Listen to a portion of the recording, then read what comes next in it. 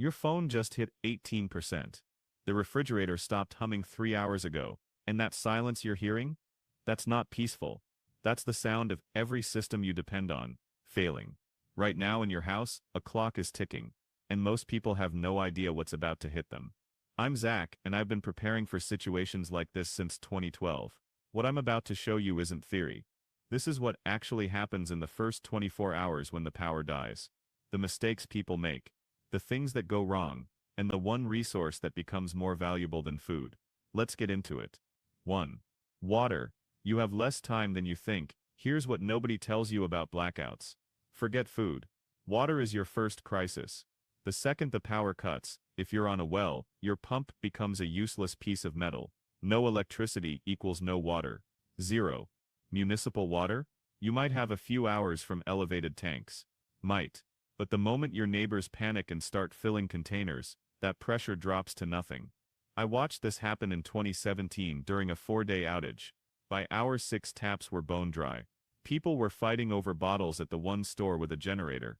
Here's the thing most preppers miss: water isn't just for drinking, it's cooking, hygiene, sanitation, flushing toilets, brushing teeth, washing wounds, regulating body temperature. Without water, every aspect of survival becomes exponentially harder. Your body doesn't negotiate. You can survive weeks without food, but you've got roughly 3 days without water before organ failure begins. And honestly, you'll be in serious trouble way before that. Day 2 without hydration brings severe headaches, dizziness, confusion, and impaired decision-making. And impaired decisions during a crisis. That's how bad situations become catastrophic. Your Day 1 action plan. The moment power cuts, start filling everything. Bathtubs, sinks, every pot, pan, pitcher, container you own. Have those big 5-gallon jugs? Fill them. Got a water bob bladder that holds 100 gallons in your tub? Deploy it immediately. Don't wait. Don't assume power will return soon. Fill first, ask questions later. You need at least 1 gallon per person per day for drinking and basic hygiene. That's bare minimum survival mode. Family of 4? 4 gallons daily. For a week, that's 28 gallons. Do you have 28 gallons stored right now? If your answer is anything other than an immediate yes, you're not ready for Day 1. And here's what people forget: your pets need water too. A 50-pound dog needs over 3 extra quarts every single day. Water safety. Filling from the tap while pressure exists? You're probably fine. Municipal water is treated. But if you're considering alternative sources like streams, rainwater, or even your hot water heater, you need purification. Boiling works if you have fuel. 1 minute of rolling boil kills pathogens. Water purification tablets are lightweight, cheap, shelf-stable for years. A quality filter like a Sawyer Mini can process thousands of gallons. These aren't expensive investments. They're insurance policies. And on Day 1, insurance becomes priceless. The psychological factor. When people realize their water is gone, desperation kicks in fast. I've seen neighbors who've lived peacefully for years suddenly become territorial and aggressive over water access. If you have a visible water source, a well with a hand pump, a pool, a creek, expect people to show up. Some will ask politely, others won't. Security and water access are intertwined. Plan accordingly. 2. Your fridge. The 4-hour countdown, that humming sound you've ignored your entire life, just stopped. And with it, the clock started ticking on everything inside. The USDA is crystal clear: 4 hours. That's how long your refrigerator keeps food safe if you keep the door closed. Not 4 days, not half a day, 4 hours. After that, everything perishable enters the danger zone, where bacteria multiply like crazy. Your milk, eggs, meat, cheese, leftovers, they're all playing Russian roulette with your digestive system. Day 1 food strategy. Open that fridge once. Assess everything. Create a consumption plan. Fresh meat goes first. That chicken breast, ground beef, fish you bought yesterday, cook it all immediately if you can. Don't have a grill or camp stove? Figure out your cooking situation right now. Dairy products are next. Milk, yogurt, soft cheeses spoil fast. Hard cheeses last longer, but don't push it. Eggs are surprisingly resilient if kept cool, but use them sooner rather than later. Produce varies. Leafy greens wilt and rot quickly. Root vegetables and hard produce, like apples, can last days at room temperature. The mistake I made, early in my prepping journey, I opened my fridge every hour to check on things. Terrible idea. Every time you open that door, you release precious cold air and accelerate warming. Treat your fridge like a cooler. One strategic opening. Can just to grab what you need. Close it immediately. If you have ice packs or frozen gel packs, move them from freezer to fridge to buy more time. Your freezer. A full freezer maintains safe temperatures for about 48 hours, if kept closed. Half full, 24 hours max. This is where preparation makes a massive difference. A full freezer stays cold longer, because frozen items keep each other cold. Half empty, fill the space with containers of water. When frozen, they become thermal mass that extends your safe window. Day 1 reality: eat fridge food first. Cook what you can, then move to freezer items you'll consume in the next day or two. Everything else, keep that door shut and pray. This is why preppers stock shelf-stable foods: canned goods, dried beans, rice, pasta, freeze-dried meals. These don't care if the power is out. Cooking without power. Gas stove with electric ignition, light burners manually with a match or lighter. That's best case. No gas? You need alternatives. Camping stove with fuel canisters, charcoal or propane grill, fire pit in the backyard. Rocket stove if you're really prepared. Critical safety warning: never use outdoor cooking equipment indoors. I don't care how cold it is or how desperate you are. Grills, camp stoves, anything burning fuel produces carbon monoxide. Colorless, odorless, deadly. It'll kill you faster than hunger ever would. Cook outside or in a very well-ventilated area. This isn't negotiable. Back in 2014, I learned the value of multiple cooking methods. I had a camp stove but ran out of fuel on day 3. Thank God I had a charcoal grill as backup. Since then, I always keep redundant systems. Redundancy isn't paranoia.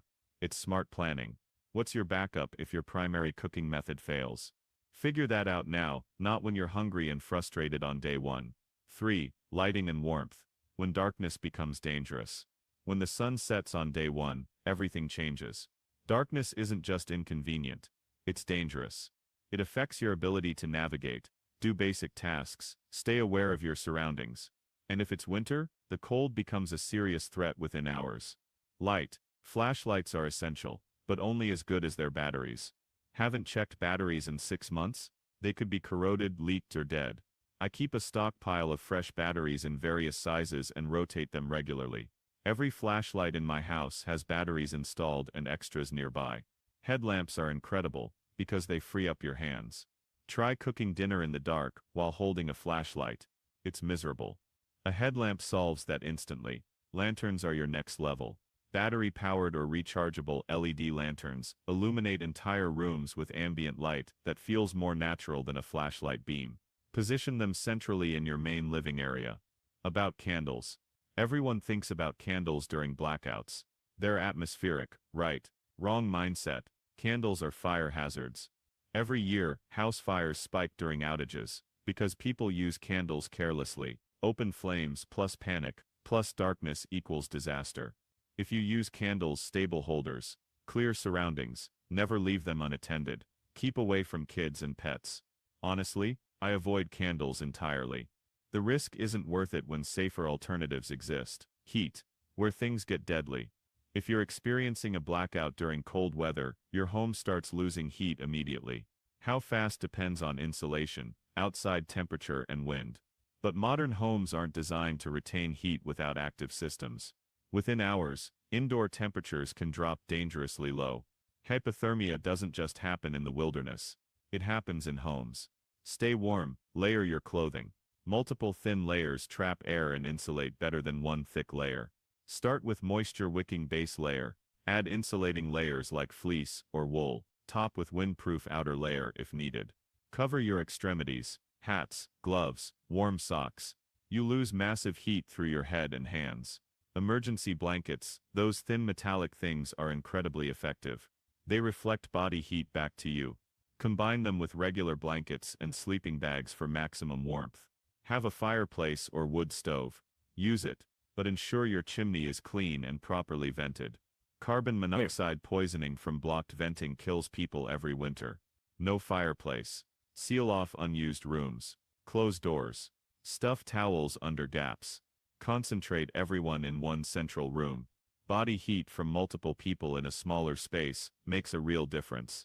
Huddle together under blankets. What you absolutely cannot do. Do not use your gas oven or stove to heat your home. Do not use generators, grills, or camp stoves indoors. These produce carbon monoxide that will poison you. You won't smell it. You won't see it. You'll just get drowsy, lie down and never wake up. Every single winter during outages, people die from this mistake. Don't be a statistic.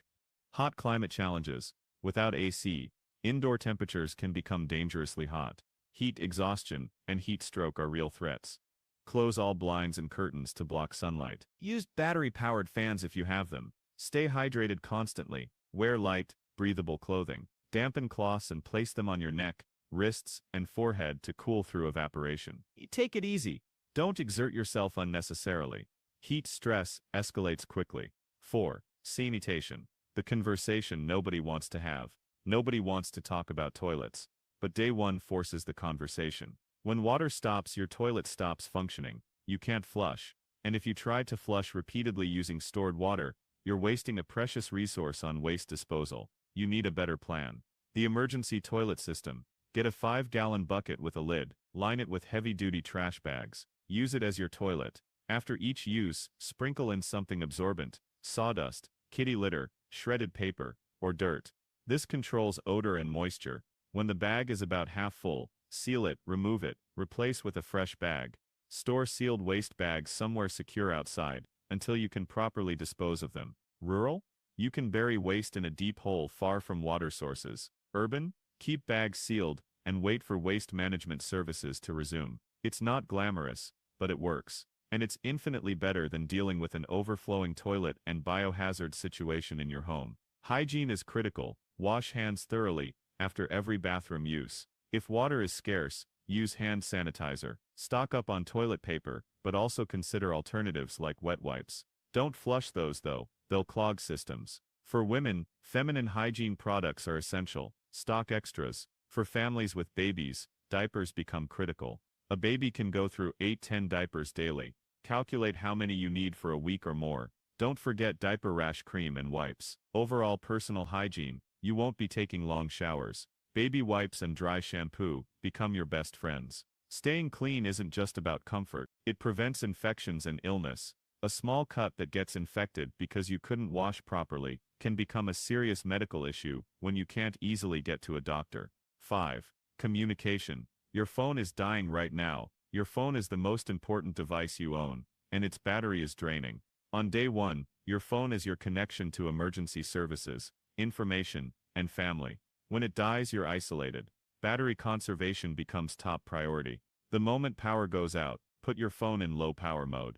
Close all background apps. Turn off Wi-Fi and Bluetooth, unless actively using them.